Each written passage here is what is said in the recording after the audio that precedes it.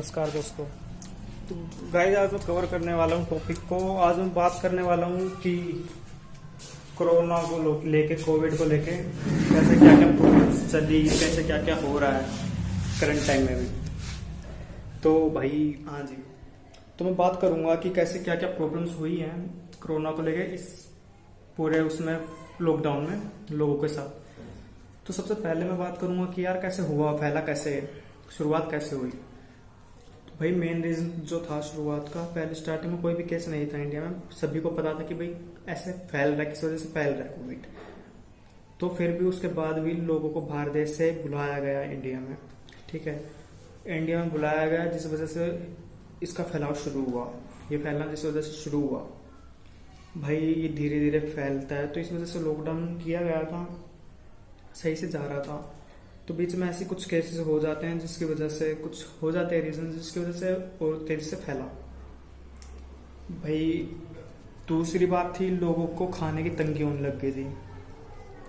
जो मजदूर थे, मजदूर हैं जो करंट टाइम में भी, तो भैया नौकरी वगैरह जा चुकी थी, सभी की नौकरी नहीं थी किसी के पास। और जो कुछ लोग पर डे के हिसाब से इनकम हो रही थी, जिनकी सैलरी थी पर डे के हिसाब से, जो दिन के 300 रुपये 350 रुपये तक ही सिर्फ कमाते थे, उनकी इनकम बिल्कुल बंद हो चुकी थी, सैलरी उनकी बंद हो चुकी थी मिलने उन्हें।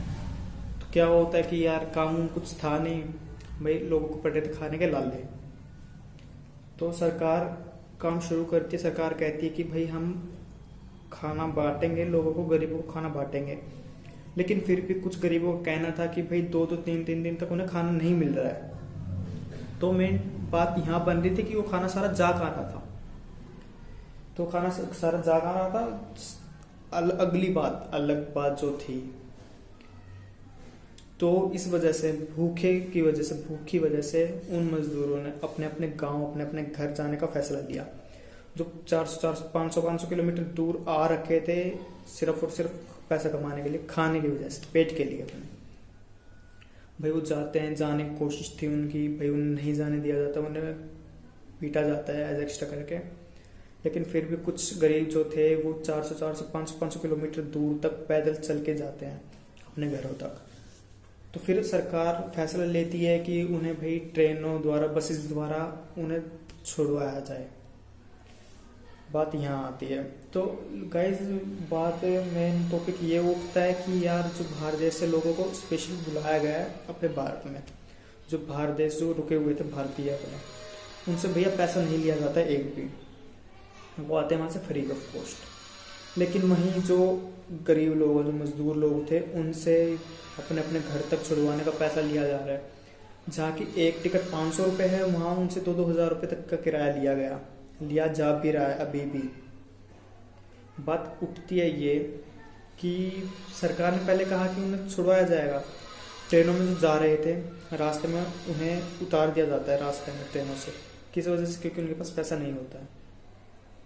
इस बात पे एक मेन टॉपिक ये उठता है कि कैसे कोटा है, जो कोटा फैक्ट्री जो जिस नाम से फेमस है, कोटा IIT, वहाँ से स्टूडेंट्स को अपने अपने घरों तक ले जाया जाता है। स्पेशल सरकार द्वारा बसेस करवाई जाती हैं, फ्री ऑफ कॉस्ट करवाई जाती है, उनसे बिल्कुल पैसा नहीं लिया जाता। क्योंकि क्योंकि वे अमीर हैं, और जिनके पास पैसा देने के लिए है ही नहीं, उनसे तुम पैसा ले रहे हो, और उनके पास पैसा नहीं है तो तुम उन्हें रास्ते में उतार ले रहे हो।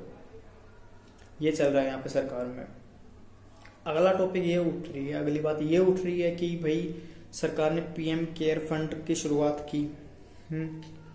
वहाँ पर पैसा आया, दिन दुनिया ने पैसा दिया, दुनिया भर का पैसा है भैया, अंधा पैसा है। उसकी किसी ने भी रिपोर्ट वगैरह नहीं दी है, मतलब कोई स्टैटिक्स वगैरह कुछ भी, जैसे कितना पैसा उसमें आया है, कितना नहीं आया है, वो किसी को नहीं पता है।